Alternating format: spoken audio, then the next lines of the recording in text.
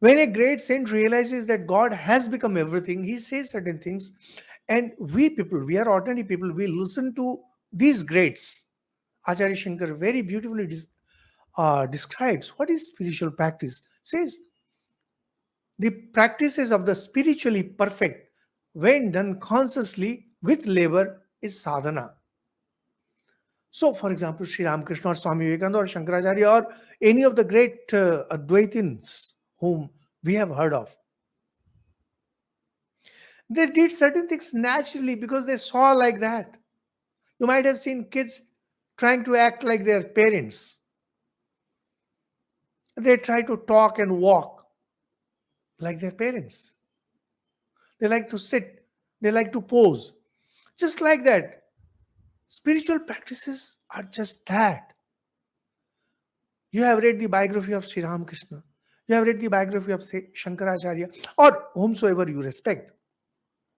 And then you try to put yourself in that mold. Someday, when you realize the ultimate truth, nothing new comes to your life. Dear listeners, a word of caution, a word of caution. Many of those who are into spiritual life, some of you might be, you think that it's some kind of sudden conversion.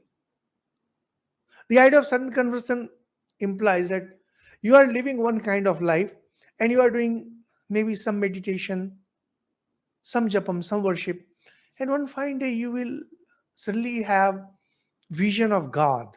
You will have some vision of God and your life will change forever. No, it doesn't work like that. It might have happened with one or two persons, but no, that's not the rule. What happens is you accept the truth of whatever you want to. Say, for example, you want to be an Advaitin. You take up the reality of Advait, start practicing it. Those of you who have read about how crystallization takes place might know that it's a saturated solution. There is a super saturated solution. And finally, a crystal comes from outside and this formation of crystal. Spiritual realization happens like this. For nearly every spiritual practitioner, for nearly every, there are one or two exceptions, but they are exceptions. They're the masters.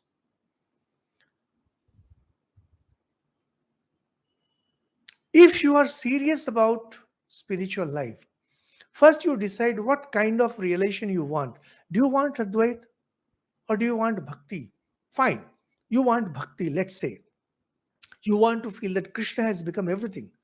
Now treat the world accordingly. Krishna alone has become everything.